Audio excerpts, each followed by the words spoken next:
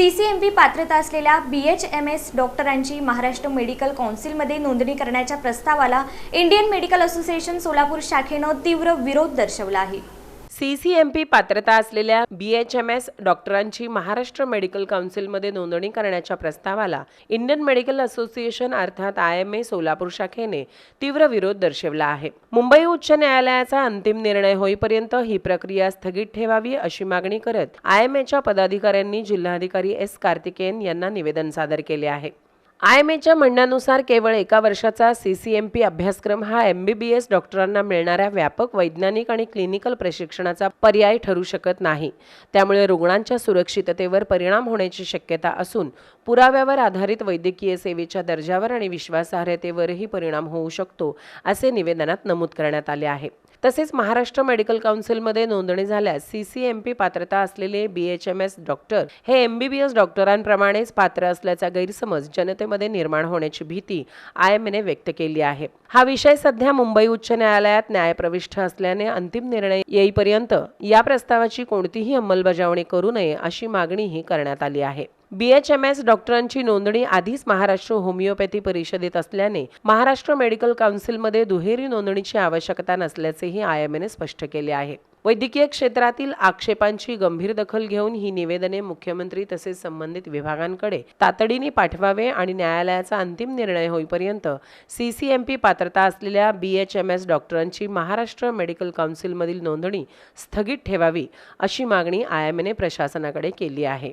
की एक वर्षाचा जो ब्रिज कोर्स करू दिला होता होमिओपॅथिक डॉक्टर्सना, त्यांना आता महाराष्ट्र मेडिकल काउन्सिल मधून त्यांना नोंदणी देण्याचा कार्यक्रम सुरू केलेला आहे आणि आम्हाला शासनाला हे दाखवून द्यायचं आहे की MBBS हा अतिशय अवघड आणि क्लिष्ट म्हणजे हे आहे करिक्युलम आहे। त्यातून डॉक्टर्स 10 ते 15 वर्ष शिकून सुपर स्पेशालिस्ट होत आहेत आणि रुग्णांना ते अतिशय चांगली ट्रीटमेंट देत असताना एक वर्ष शिकलेल्या लोकांना तुम्ही कसं काय महाराष्ट्र मेडिकल काउन्सिल मधून रजिस्ट्रेशन देऊ शकता? आणि ही म्हणजे मला म्हणायचे की पेशंटच्या साईडनी ही हेळसांडच होणार आहे, चुकीची ट्रीटमेंट दिली जाणार आहे आणि सगळ्यात मोठी त्यांची मागणी ही आहे की महाराष्ट्र मेडिकल काउन्सिल मध्ये रजिस्ट्रेशन झाल्यावर त्यांना ॲलोपॅथी मेडिसिन्स लिहिण्याची परमिशन मिळावी, जे अत्यंत चुकीचं आहे। त्यांनी होमिओपॅथी मधून जर शिक्षण घेतलं असेल आणि त्यांनी होमिओपॅथी मधली मेडिसिन्सची जर हे शिक्षण घेतलं असेल तर त्या ॲलोपॅथी औषधं कशी काय लिहून देऊ शकतात?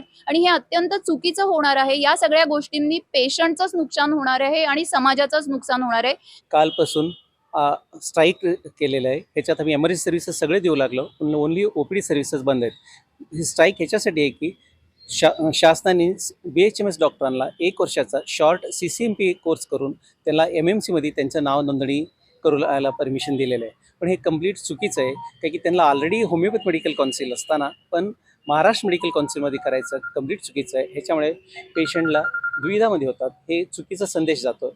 याचा आमचा संपूर्णपणे विरोध आहे। आम्हाला शासनाला रिक्वेस्ट आहे की त्यांचं रजिस्ट्रेशन होमिओपॅथ मेडिकल काउन्सिलमध्येच कंटिन्यू राहू दे आणि आमच्या मेडिकल काउन्सिल करून हे मिक्सोपॅथीला एनकरेज करू नये म्हणून हे आम्ही शासनाला रिक्वेस्ट करतो। लोकांना हे कळू दे की डॉक्टर म्हणजे जो ॲलोपॅथी अभ्यास करून 5.5 वर्षाचा MBBSचा अभ्यास करून केलेला त्यांनाच म्हणतात, आयुर्वेदचा अभ्यास केलेला वैद्य म्हणतात। इव्हन आता कलेक्टर साहेबांनी पण हे शब्द रुजवून सांगितले की वैद्य म्हणजे BMS या बाकी पॅथीला म्हणू शकतो। आम्ही कुठल्याही पॅथीचा विरोध नाही करत, ओनली आम्हाला रिक्वेस्ट आहे की त्यांनी ज्या पॅथीमध्ये त्यांचा अभ्यास झालेला आहे त्या पॅथीचंच त्यांनी प्रॅक्टिस करायचं। ही मिक्सोपॅथीमुळे लोकांना गैरसमज होऊन लोकांचं ट्रीटमेंटमुळे प्रॉब्लेम्स येऊ शकतात। म्हणून आम्हाला शासनाला निवेदन आहे की मिक्सोपॅथीला एनकरेज न करता ज्यांनी ज्या स्पेशालिटीमध्ये अभ्यास केलेत त्याच स्पेशालिटीचं त्यांनी प्रॅक्टिस करावं।